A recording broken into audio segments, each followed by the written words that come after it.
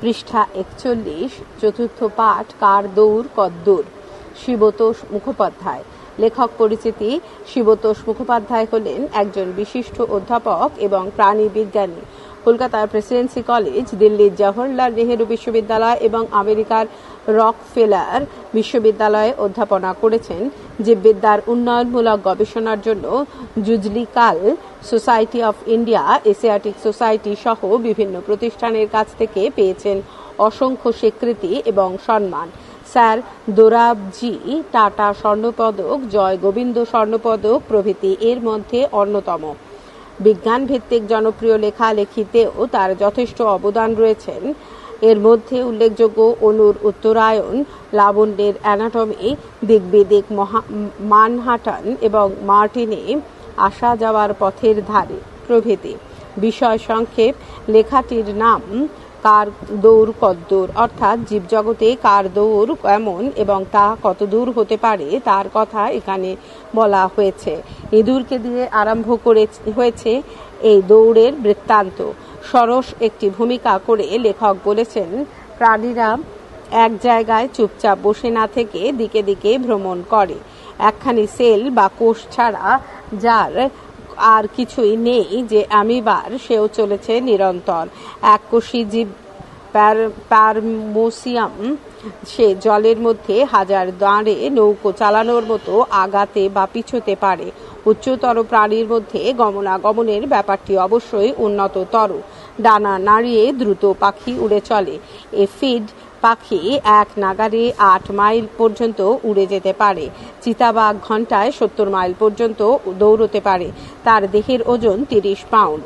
ওই একই ওজনের নেকড়ে দৌড়য় প্রতি ঘন্টায় 36 মাইল। 110 পাউন্ডের হরিণ দৌড়য় ঘন্টায় 45 মাইল বেগে। পাখিরা বহু দূরত্ব পার হতে পারে। মেরু প্রদেশের টার্নস প্রতি বছর 11,000 মাইল উড়ে আসে এবং আবার ফিরে যায়। কোনো কোনো পাখির গতিবেগ ঘন্টায় 200 মাইল। হাতির বপু বিরাট, ওজন 7,000 পাউন্ড, সেও মন্থর চালে ঘন্টায় 25 মাইল বেগে ছোটে। তবে যা সব থেকে বেশি দৌড়তে পারে তা হলো মানুষের মন। এই মনকে সঙ্গে নিয়ে মানুষ এই পৃথিবীতে কম দৌড়য় না। সুদূর চীন থেকে পরিব্রাজকরা এসেছেন বহু পথ হেঁটে। শ্রীজ্ঞান দীপঙ্কর গেছেন তিব্বতে, আচার্য শঙ্কর পদব্রজে পরিক্রমা করেছেন সারা ভারতবর্ষ। শাশ্বত সত্য হলো এগিয়ে চলো চড়ই বেতি।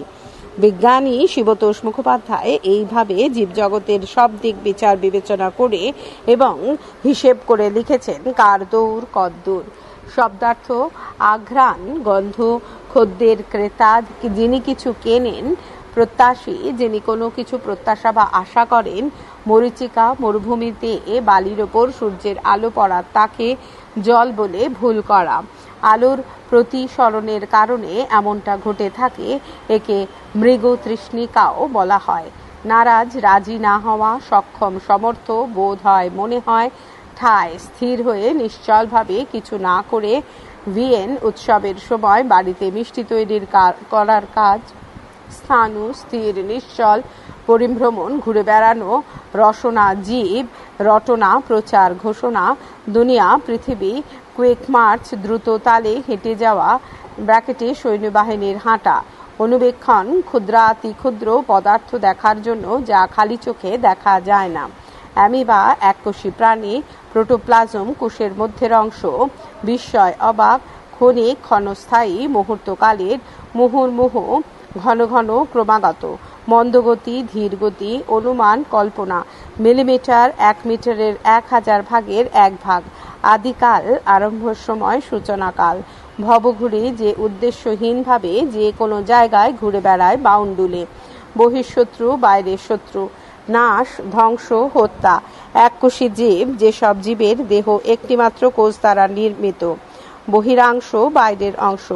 গমনাগমন, যাতায়াত। পৃষ্ঠা 42। মাধুর্য, সৌন্দর্য, মধুরতা। কলা কুশলতা, শিল্প কৌশল। বিবেচ্য, বিবেচনার যোগ্য, বিশেষভাবে চিন্তার যোগ্য। অত্যধিক, খুব বেশি। রেস হর্স, প্রতিযোগিতার ঘোড়া। চলৎশক্তির বেগ, চলার গতি। গদাই লস্কর, চাল অলস গতি, অত্যন্ত ধীর গতি, বরাহ, শুয়োর, সঞ্চালন, নাড়ানো, চ্যাম্পিয়ন, বিজয়ী, ক্ষান্ত, বিরত হওয়া, কোনো কাজ বন্ধ করা, উৎসুক, আগ্রহী, ত্রিভুবনেশ্বর, স্বর্গ, মর্ত ও পাতালের ঈশ্বর, তরা, দ্রুত, শুধিয়েছিলাম, জিজ্ঞাসা করেছিলাম, ধাওয়া করছে না, কাউকে ধরার জন্য ছুটে যাচ্ছে না, শাশ্বত, সত্য, যে সত্য চিরকালীন, চরই বেতি, এগিয়ে যাওয়া, পারদর্শী, দক্ষ, বহর, জলযানের শ্রেণী, নেহাত, নিতান্ত, বপু, শরীর, সীমিত, সীমাবদ্ধ, দুস্তর, দুঃসাধ্য, পরিক্রমা, ভ্রমণ, ঘোড়দৌড়, বাজি জেতার জন্য ঘোড়ার দৌড়ের প্রতিযোগিতা, দুর্জয়, যাকে জয় করা যায় না, শাশ্বত, চিরন্তন, হাতে কলমে এর সমাধান। এক, প্রাণী মাত্রকেই খাবার সংগ্রহ করতে হয়। গাছ কিভাবে না দৌড়ে তার খাবার সংগ্রহ করতে পারে? উত্তর, গাছ দৌড়োয় না, এক জায়গায় বসে বসেই গাছ তার খাবার সংগ্রহ করতে পারে। তারা মাটির নিচে শিকড় চালিয়ে মাটির রস সংগ্রহ করে বাতাসের কার্বন ডাই অক্সাইডের সঙ্গে মিলিয়ে নিজের খাবার তৈরি করে। দুই, প্রবন্ধে লেখক জানিয়েছেন যে খাবার সংগ্রহের কারণেই প্রাণীরা এক জায়গায় স্থাণু না হয়ে দিকে দিকে পরিভ্রমণ করে। তুমি কি এই কথাটিকে সমর্থন করো? তোমার উত্তরের সপক্ষে যুক্তি দাও। উত্তর, উদ্ভিদ যেমন এক জায়গায় দাঁড়িয়ে থেকে নিজের খাবার তৈরি করতে পারে, প্রাণীরা তা পারে না, তাদের খাবার সংগ্রহ করতে হয়। যেখানে খাবার পাওয়া যায় সেখানেই তাদের খেতে যেতে হয়। তাই এক জায়গায় স্থির হয়ে বসে না থেকে তাদের খাদ্য সংগ্রহের জন্য বাধ্য হয়ে দৌড়তে হয়। তাই তো রোজ কুকুর বেড়ালকে খাবারের সন্ধানে এদিক ওদিক ঘুরে বেড়াতে, কিংবা কাক, শালিক, চড়ুই প্রভৃতি পাখিকে খাবারের সন্ধানে ঘরের জানলায় এসে বসে থাকতে দেখি আমরা। তাই প্রশ্নে উদ্ধৃত লেখকের বক্তব্যটি সম্পূর্ণভাবে সমর্থনযোগ্য। 3, আপনার কৃতিত্বে কেউ বা গা দিয়ে কেউ বা পা দিয়ে এক জায়গায় থেকে আর এক জায়গায় চলে যায়। গা বা পা এর ব্যবহার করে এক জায়গা থেকে আর এক জায়গায় চলে যায় এমন কয়েকটি প্রাণীর নাম লেখো। উত্তর, অ্যামিবা, যার দেহ বলতে বোঝায় একটি মাত্র সেল বা কোষ, সেও চলে দেহ বা গা দিয়ে। নিজের দেহের সেল থেকে খানিক অংশ ক্ষণিকের পা হিসেবে আগিয়ে দেয়, তারপর সেই দিকে প্রোটোপ্লাজমের বাকি অংশকে গড়িয়ে দেয়। আর এক রকমের এককোষী জীব হলো প্যারামোসিয়াম। তার চারদিকে ছোট ছোট চুলের মতো বহিরাংশ থাকে, তাদের বলে সিলিয়া। এই সিলিয়ার যথেচ্ছ ব্যবহার করে হাজার দাঁড়ের নৌকা চালানোর মতো প্যারামেসিয়াম এগোতে বা পিছোতে পারে। এই অ্যামিবা এবং প্যারামেসিয়াম হলো গা দিয়ে চলা প্রাণীর উদাহরণ। পশু এবং মানুষ ইত্যাদি এক জায়গায় থেকে আর এক জায়গায় যায় তাদের পা ব্যবহার করে।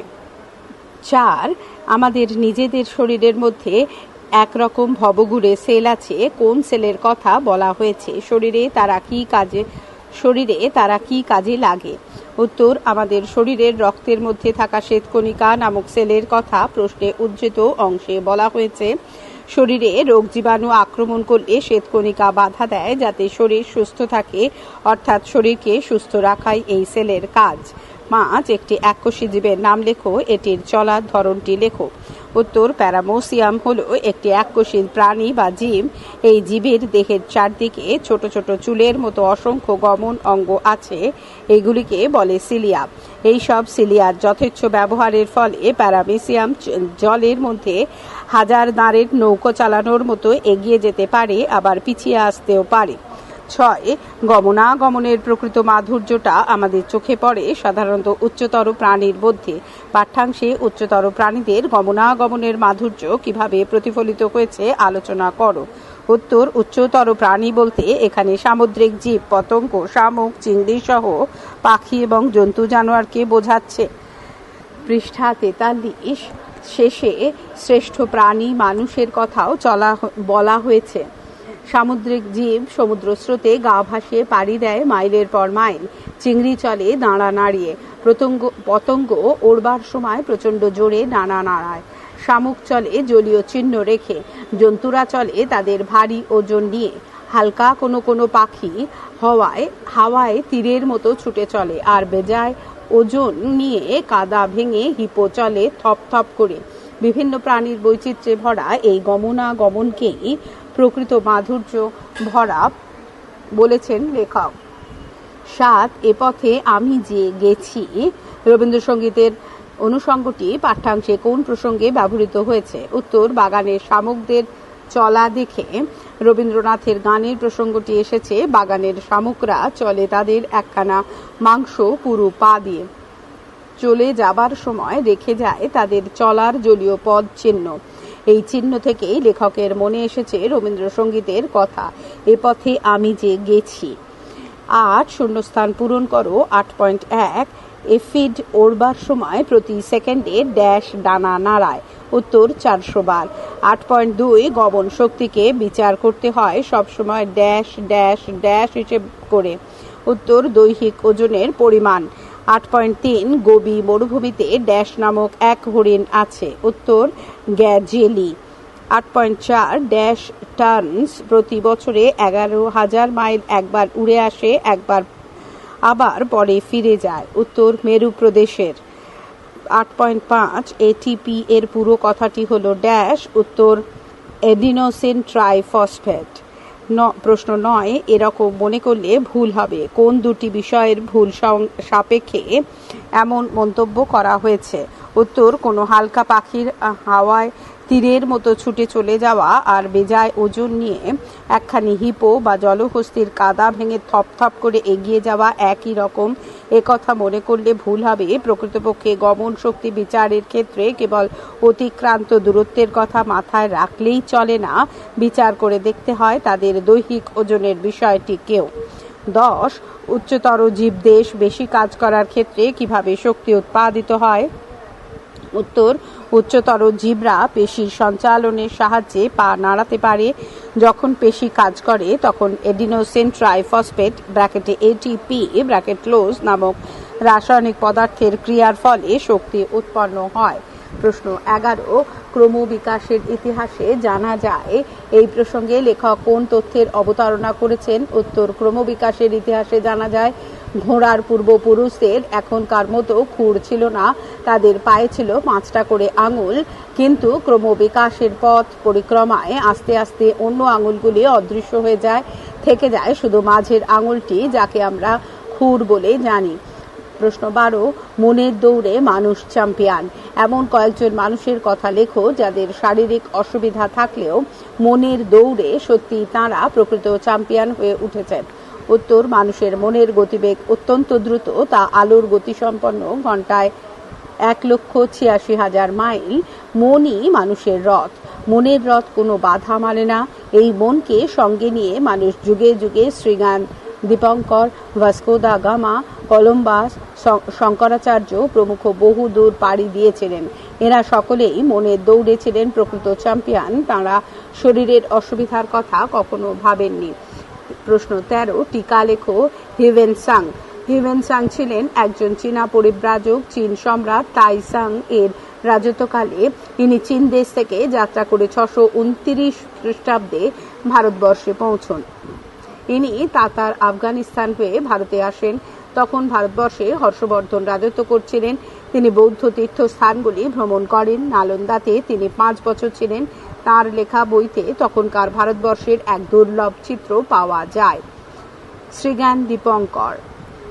980 খ্রিস্টাব্দে বর্তমান বাংলাদেশের ঢাকা বিক্রমপুরের বজ্র যোগিনী গ্রামে শ্রীজ্ঞান দীপঙ্করের জন্ম হয়।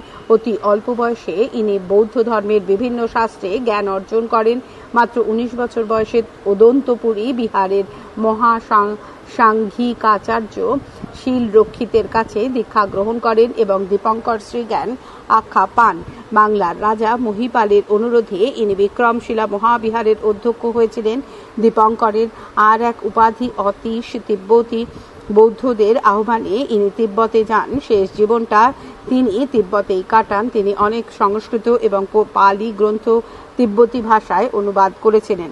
ভাস্কো দা গামা হলেন এক দুঃসাহসী পর্তুগিজ নাবিক। তিনি 1497 খ্রিস্টাব্দে পর্তুগালের রাজধানী লিসবন থেকে একদল নাবিককে সঙ্গে নিয়ে ভারতবর্ষের খোঁজে জাহাজ নিয়ে অকুল সমুদ্রে পাড়ি দেন। 11 মাস জাহাজে থেকে আফ্রিকার উত্তমাশা অন্তরীপ ঘুরে 1498 সালের 20 মে ভারতের দক্ষিণ উপকূলের কালিকট বন্দরে এসে হাজির হন তিনি। মালাবার উপকূলে ইনি 6 মাস ছিলেন। ভারতের সঙ্গে পর্তুগালের বাণিজ্য সম্পর্ক প্রতিষ্ঠায় তাঁর গুরুত্বপূর্ণ অবদান রয়েছে। পৃষ্ঠা 44। শঙ্করাচার্য সুপ্রসিদ্ধ বেদান্ত ভাষ্যকার। ইনি আচার্য শঙ্কর নামে সবিশেষ পরিচিত। বর্তমান কেরল রাজ্যের কালাদি গ্রামে 788 খ্রিস্টাব্দে তার জন্ম।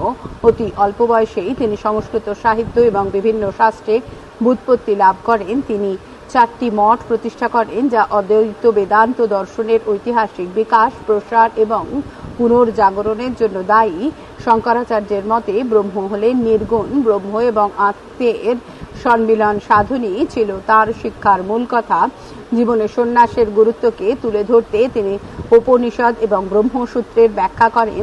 এছাড়া ভগবদ্গীতায় ভাষ্যও তিনি রচনা করেন। 820 খ্রিস্টাব্দে মাত্র 32 বছর বয়সে তিনি দেহত্যাগ করেন। প্রশ্ন 14। মানুষ এখন শুধু নিজের চলেই ক্ষান্ত নয়, নিজের চলা ছাড়া বর্তমানে মানুষ কি কি জিনিস চালাতে সক্ষম? উত্তর, মানুষ এখন শুধু নিজেই চলেই ক্ষান্ত নয়, সে অন্য সব কিছুই চালাতে সমান উৎসুক। সে এখন জলে চালাচ্ছে জাহাজ, স্থলে রেলপথে রেল চালিয়ে ছুটছে এক প্রান্ত থেকে আর এক প্রান্তে, আকাশপথে মানুষ চালাচ্ছে প্লেন ও জেট। এমনিভাবে 10 দিনের পথ সে পাড়ি দিচ্ছে 1 ঘন্টায় কিংবা কয়েক মিনিটে। প্রশ্ন 15। এখন মানুষ আকাশটাকে নতুন করে ঘোড়দৌড়ের মাঠ করে তুলেছে।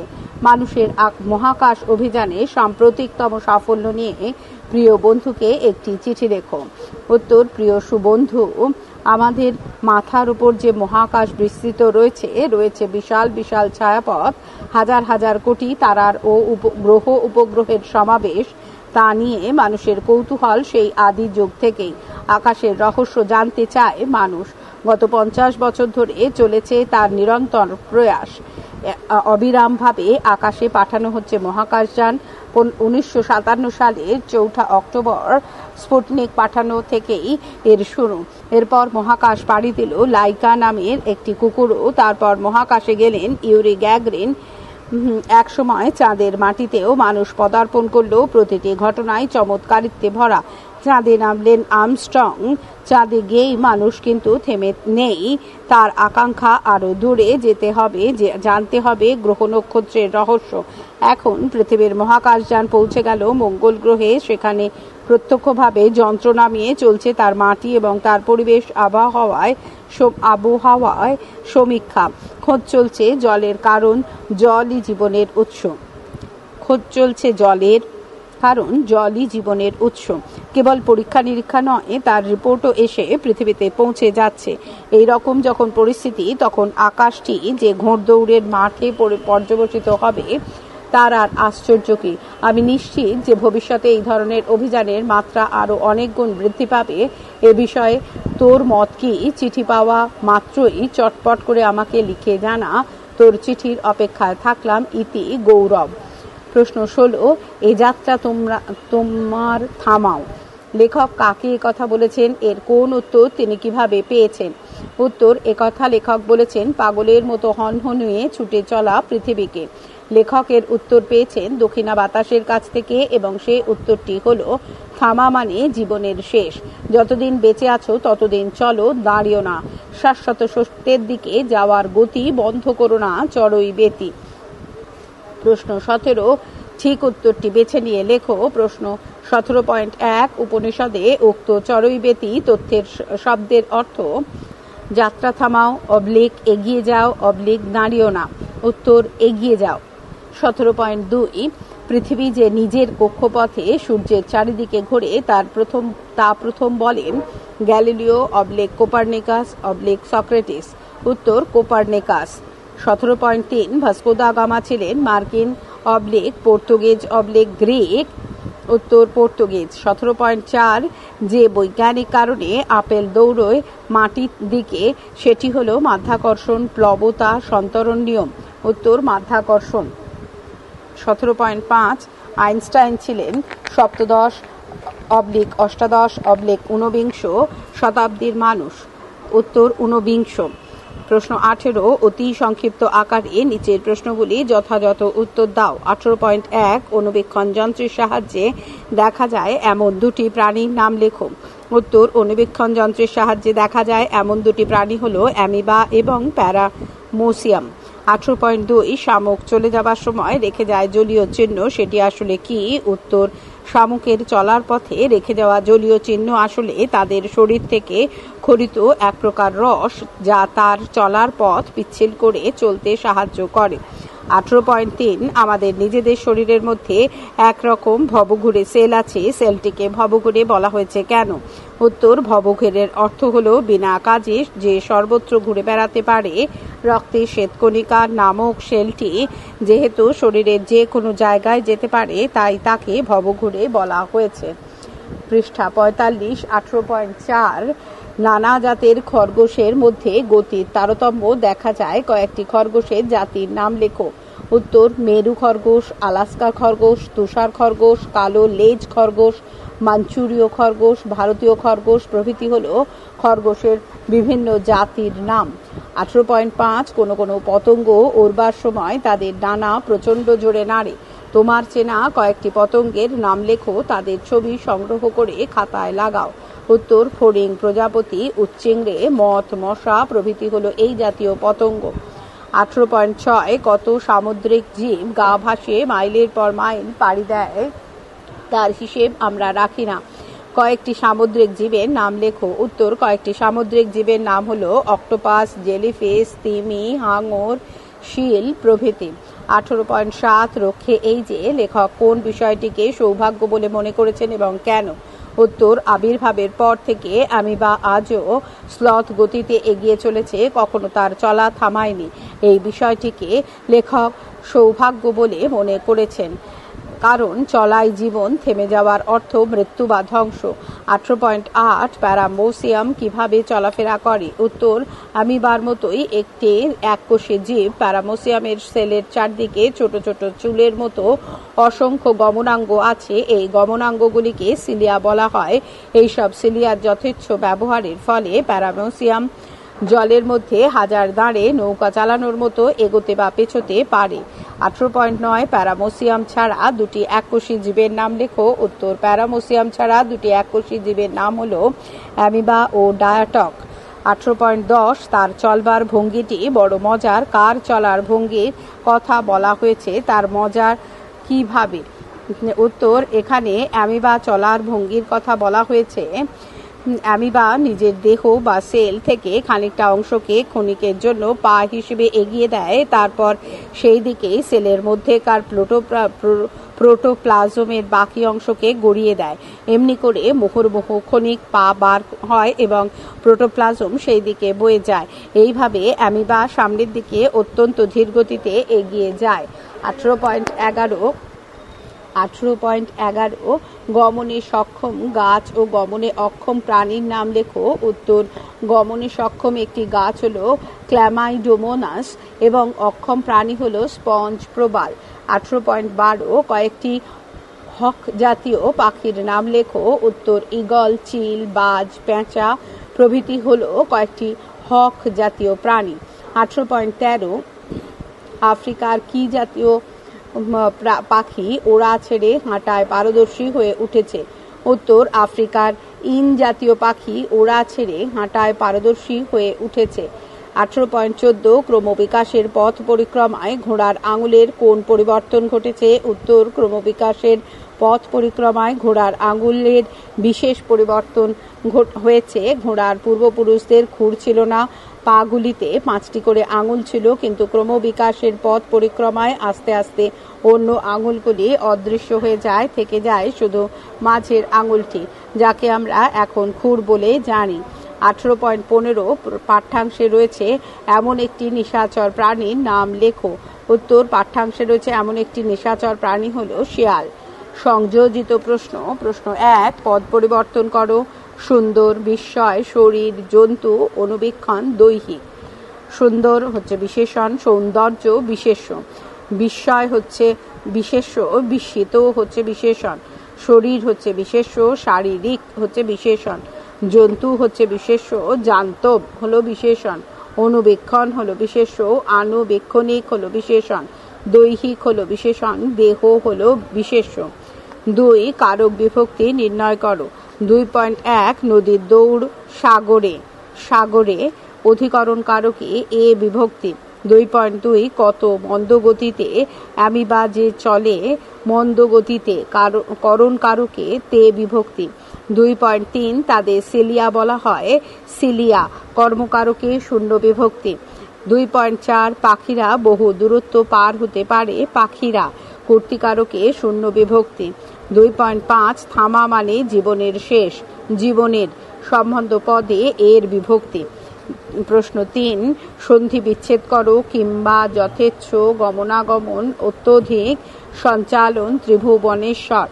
কিংবা কিম কয়হস্যই ময় হসন্ত যোগ বা, যথেচ্ছ যথা যোগ ইচ্ছ, গমনাগমন গমন যোগ আগমন, অত্যাধিক অতি যোগ অধিক, সঞ্চালন সম দন্তে সময় হসন্ত সম যোগ চালন, ত্রিভুবনেশ্বর ত্রিভুবন যোগ ঈশ্বর। কার দৌড় কদ্দূর এখানেই শেষ হলো। পরবর্তী চতুর্থ পাঠ নোট বই পরবর্তী ফাইলে।